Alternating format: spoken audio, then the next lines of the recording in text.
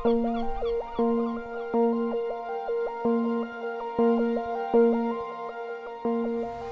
dari Belitung dengan lain memang berbeda dari ciri khasnya dia. Ya semua nelayan-nelayan kalau dia tahu ini kapal Belitung ini ya. Tahu dia, mereka udah tahu deh ini kapal Belitung. Muara Sungai Kubu telah menjadi nadi kehidupan bagi masyarakat Desa Air Saga, Kecamatan Tanjung Pandan, Kabupaten Belitung sejak lama. Disinilah kapal nelayan berlabuh dan juga diproduksi.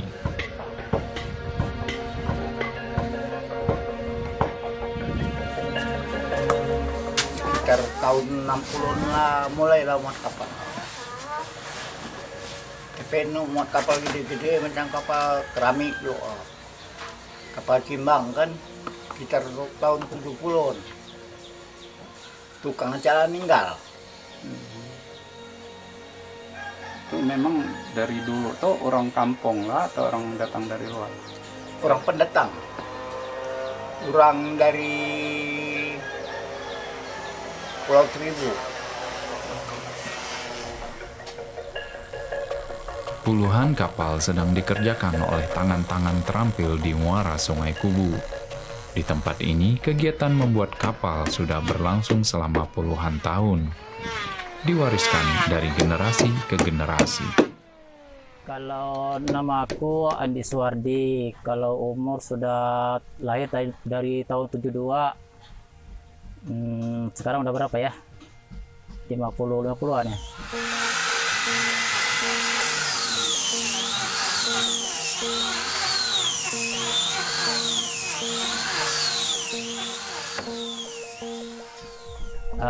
Kalau pekerjaan sebenarnya sih wira swasta, tapi kita menjiwai juga bakat-bakat bertukang. Bahkan kita juga sempat jadi nelayan sebelumnya dia. Jadi sebagian itu karena nelayan ini kalau di Belitung ini, kalau Bagan ini ada dua musim, yaitu musim barat dengan musim timur. Dan sedangkan kalau timur ini kita bisa berpenghasilan, tapi kalau musim barat itu kita sudah mulai masa nganggur. Jadi kita pikir kalau untuk membiayai anak sekolah itu kemungkinan sulit. Jadi makanya kita coba jadi menjiwai sedikit pekerjaan seperti bertukang, bikin perahu, bikin kapal.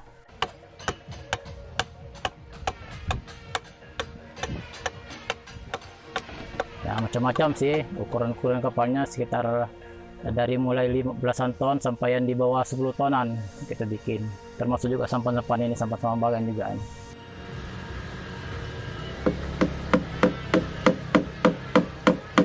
Kalau masalah belajarnya itu kita belajar dari paman, kemudian kita cari pengalaman juga di tempat-tempat lain, sambil bantu-bantu orang-orang yang sini aja ya, yang punya orang profesi tukang ya. Jadi kita bantu-bantu sambil istilah itu mengambil hikmah daripada pekerjaan mereka itu. Dari awalnya kita sediapin lunas dulu kan. Lunas itu asal dari kayu-kayunya, kayu batu. Baru kayu batu kita disuguh-suguh dulu kan ya. Namanya kalau bengkok kita lurusin dikit. Baru kita pesan lagi linggi depan itu. Nama linggi depan kayunya kayu teruntung kan. Baru belakang linggi belakang kayu banu juga teruntung juga. Kayu teruntung baru kita mesan papan kayu resak, paling kuat kayu resak kan. Kalau kita biasanya untuk jualan kayu anu aja lah, kayu seru namanya kita irit ini kan. Kalau orang pesanan kayu ini ya kayu ini kita siapin kan. Nah terus baru kita masang papan itu kan, papan itu dipanasin dulu. Nggak boleh langsung pasang, nggak bisa lah. Kalau kita papan langsung pasang itu kan, mau dibengkokin dulu, dipanasin, pakai api. Kalau musim panas-panas kan kita pakai minyak solar aja, supaya cepat ini kan, bengkok kan. Nah, setelah itu, kalau musim hujan kan, kita panasin api kan, dipanggang ibaratnya lah, panggang. Kalau dapat dipanggang, dapat ini kan, dapat bengkok kan. Tuh, tergantung dari masalah tulangnya, tulang itu dari akasia, seru, cempedak, teruntung, itulah tulang, tergantung dari pemakaian lah. Paling kuat itu kayu teruntung, kayu lebam, itulah yang kuat itu kayunya, kayu tulang kan. Bagian dinding memiliki peranan penting dalam sebuah perahu. Oleh karena itu, proses ini memerlukan ketelitian dan akurasi yang baik, seperti pemasangan pasak untuk menyatukan dua papan di bagian dinding. Semakin rapat pasak, maka akan semakin kokoh dinding perahu. Pengalaman dalam memilih lekuk kayu sangat dibutuhkan pada proses ini. Bodi 6 keping naik papan, baru kita pasang tulang, selesai semua tulang, baru kita miringin kan, baru amplas di bawahnya kan, diratain, di bawah papan itu kan diratain semua kan. Nah, soalnya ada yang tinggal dan rendah kan, makanya kita suguh dulu, udah disuguh semua, didempul, diamplas, dihalusin kan.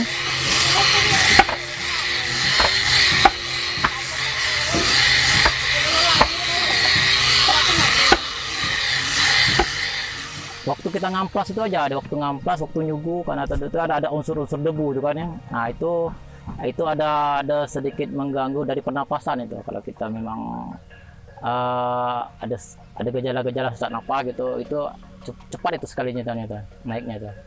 Karena debu itu kan mengandung apa namanya, kita tidak tahu, kurang paham itu masalah-masalah itu, tapi kalau kita terhisap debu itu kita bersin, kemudian melahirkan cairan dari hidung.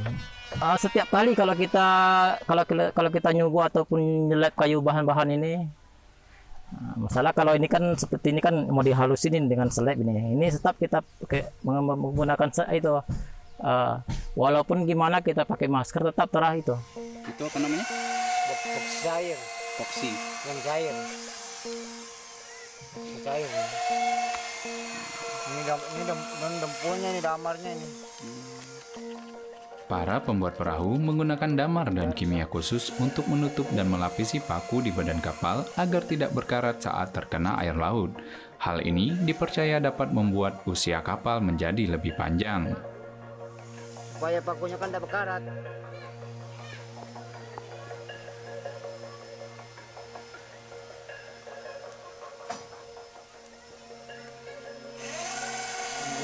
Diaduk. Supaya dia kental kan.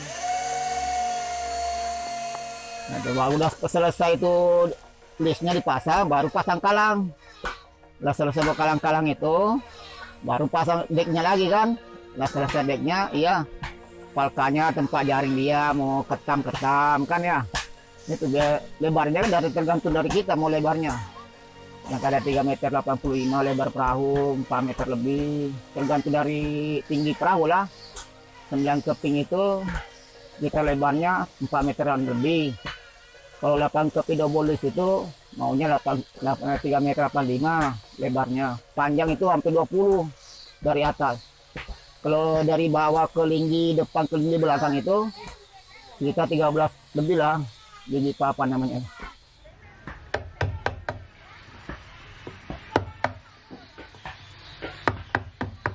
Satu perahu kan 7 kubik habis bang. 7 kubik cuma papan bodinya aja tuh 7 kubik itu, lain kapal kamar. Taruh 8 kubik lebih lah. Kalau satu perahu kayak gini gedenya lah. Kalau agak kecil-kecil juga sih, enggak seberapa kubik, paling 4, 5 gitu lah. Kalau 9 kubik itu habis lah 8 kubik itu. Masalah kekuatan perahu itu kan dari dari lunas kayu lunas itu kayu apa, tergantung itulah. Soalnya ada 3 macam, ada teruntung, lunasnya kan, ada kayu batu, ada kayu mampat, itu yang paling bagus kayu teruntung itu, itulah kayu teruntung itu. Kalau untuk lunas, tapi sekarang udah langka teruntung kan, mana nggak ada yang panjang kan. Sekarang kayu batu sekarang dipakai, kayu batu sama mampat itu kan. Kalau sekarang ini, kalau teruntung udah langka benar lah teruntung. Kalau ada sekarang teruntung kita pakai, soalnya itu yang kuat. Teruntung nggak makan kapal itu. Kalau kayu rasa jelas udah kuat benar itu, nggak dapat makan kapal apa. Nah, kalau kayu seru ada lah belasan tahun baru dapat ikan lagi, direhab lagi. Bahan baku macam kayak apa? Kayu ini nggak gampang susah lah. Kadang-kadang tergantung dari cuaca lah. Kalau cuacanya ini kan musim kemarau ya cepat. Kalau musim hujan kan namanya becek ya, mau benda apa masuk ke tempat lokasi kan. Itu yang kendalanya kalau kayu. Tapi kalau untuk kebutuhan masyarakat Belitung, nelayannya Belitung itu kalau untuk pemakaian bahan kayu itu sebenarnya sih nggak gampang habis sebenarnya dia. Tapi kalau hanya untuk pemakaian Belitung aja ada. Tapi karena tadi udah dicampur dari luar, dari Jakarta misalnya, dari Bangka misalnya. Nah itu udah diperdagangkan bahan-bahan itu, ya sekarang sih agak susah sih sebenarnya dia. Di kalangan nelayan Nusantara, perahu Belitung memiliki gaya dan ciri khas tersendiri.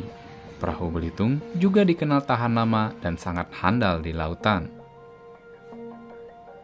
Kalau dari Belitung dengan lain memang berbeda dari ciri khasnya dia. Ya semua nelayan kalau dia tahu ini kapal Belitung ini, ya. Tahu dia, mereka udah tahu deh ini kapal Belitung. Kalau ciri khas Belitung ini terutama dari segi modelnya, udah itu ketahanannya, dan kerapiannya juga. Di luar udah termasuk terkenal sih Belitung, bermuatan Belitung, kapal Belitung.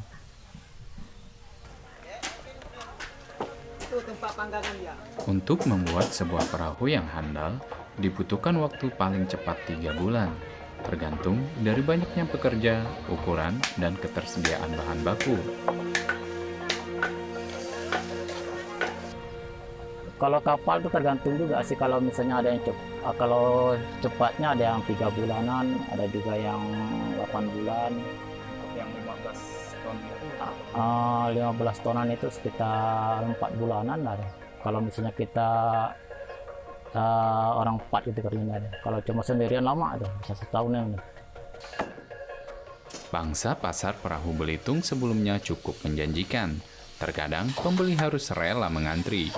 Namun, sejak pandemi COVID-19, peminatnya mengalami penurunan drastis. Apalagi sekarang ini semenjak corona ini ada berdampak benar bang. Dulu sebelum corona bang, jalannya aja belum disuguh, udah ada yang pesan. Sekarang belum ada, sampai sekarang belum ada. Udah mau hampir jadi perahu belum ada. Makanya ini agak lambat bikinan saya nih, soalnya belum ada yang beli kan, belum ada yang beli. Kalau ada yang manggil saya kerja di luar, kadang-kadang saya pergi bang untuk makan hari-hari lah. Nah, kita cari rupiah dulu di bawah. Nah, tahun kemarin itu sempat nganggur 1 tahun. Ya, tanpa ada pekerjaan itu, tanpa ada penghasilan itu. Proses pembuatan kapal yang cukup lama sebanding dengan biaya yang dikeluarkan. Untuk menyelesaikan satu buah kapal dibutuhkan biaya puluhan hingga ratusan juta rupiah. Meskipun begitu, harga jual dan keuntungan di pasaran cukup menjanjikan. Kalau kita selesai misalnya bahannya aja, satu perahu sekitar 30-an lah habis bahannya. Iya, Sampai selesai jadi sampai ratusan. iya ratusan. Dulu kan kita jual kan bisa ratusan lebih. Kita hitung juga upah kita kan, misalnya upah 40 gitu. Modal berarti udah 80 gitu. Jual 100 lebih kan ada untungnya sedikit. Kalau 15 tonan itu sekitar bisa mencapai 300-an. 300 juta. Ya. Itu sampai ke mesin. Sampai ke mesin mungkin itu belum bisa dikatakan bisa operasi tuh. Kalau tergantung dari mesinnya sih, mesin berapa misalnya dia. Kalau bikin kapal ini sih tergantung dari order sih sebenarnya ya. Kalau kita ada yang kasih kerjaan, ada yang percaya dengan kita untuk bikin kapal, alhamdulillah cukup untuk kebutuhan kita, cukup juga untuk bisa untuk membiayai anak-anak sekolah. Tapi kalau kita tidak ada yang beri kasih kerjaan, otomatis kita tidak ada penghasilan, tidak ada pemasukan.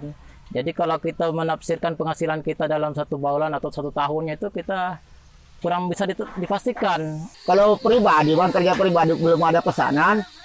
Kalau ada yang manggil kita pergi lagi keluar kerja kan. Namanya kita makan hari-hari kan. Nah, kalau mengharap ini ya makan apa? Kalau saya sendiri kerja kan, nggak ada kayak ada usaha jalan. Ya bisa jadi kayak Pak Haji tadi kan, ada usaha jalan. Kalau kayak saya mana?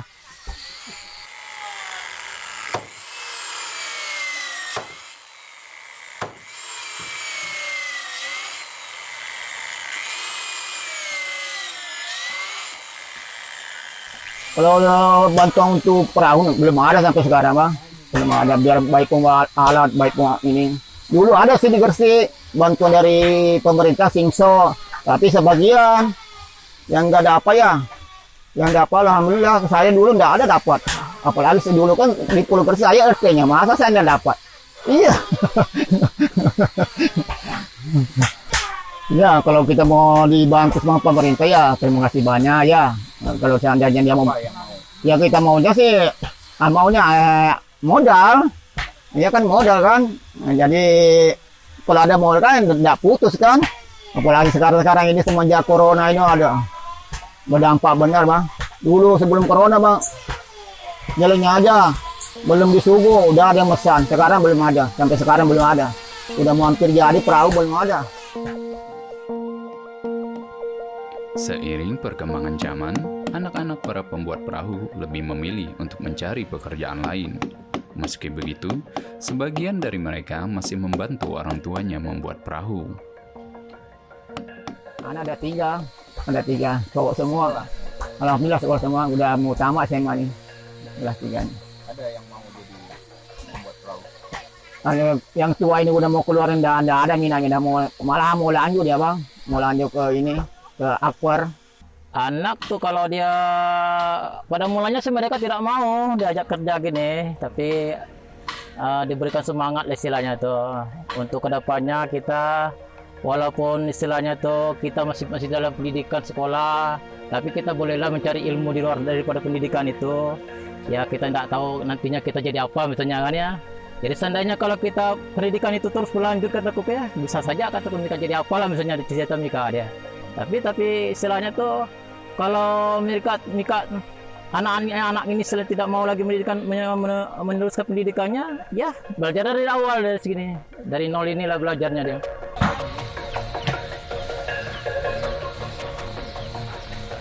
Orang tuh ada seorang tuh ngajak jak, tapi langsung ikut jak. Banyak nak tahu tentang muat kapal. Baru juga baru 5 bulan. Mau sekolah tengah hari dari jam 1 sampai sore. Rencananya saya cari pekerjaan lain. Yang satunya udah selesai, sekarang sudah kerja di Dinas Lingkungan Hidup. Itu udah selesai itu, tapi belum udah diwisuda karena ditunda kemarin ada corona. Rencana sih bulan 2 kemarin ini mau berangkat ke Bandung, tapi masih ditunda lagi deh. Kalau saya bang, anak saya maunya tinggi lah, nggak kayak ngikut orang tua lah. Orang tua ibaratnya saya nyesel juga bang sebenarnya. Bukan saudari saya sih, dulu banyak yang manggil saya mau lanjutin sekolah, tapi orang tua nggak mau kan, nggak mau. Makanya anak saya suruh belajar tinggi lah, mau sampai di mana. Tadinya saya kan mau suruh masuk kepolisian, tapi belum ada kan pendaftaran terpaksa lari ke aquar. Makanya kan biarlah itu aja dulu, seperti lanjut aja, nggak usah ikutin orang tuanya. Tapi saya suruh juga bang, anak saya tolong bantu bapak kerja kan. Nanti ada pengalaman kan enak juga kan, biar kamu tinggi sekolah, berarti pandai bikin perahu kan lumayan. Kalau aku sih sebagai orang tua, ya bagusnya sekolah lah. Tadi itu makanya kita berusaha supaya anak ini bisa memiliki pendidikan. Tapi sekarang anak yang pertama sudah alhamdulillah sudah selesai dengan studinya, istilah itu pendidikan terakhir itu S1 dia. Tapi anak yang kedua ini masih dalam pendidikan lagi, itu masih tahap 2, baru semester 4 sekarang ini. Tapi anak yang kedua ini yang doaan yang kembar ini, kita tidak tahu masalah mereka ini masih muda. Kadang-kadang kita sarankan begini, bilangnya begini, tapi mudah-mudahan setelah melihat keberhasilan dari kakak-kakaknya itu, mereka tuh punya kemauan. Itu aja lah harapan kita sebagai orang tua. Ya.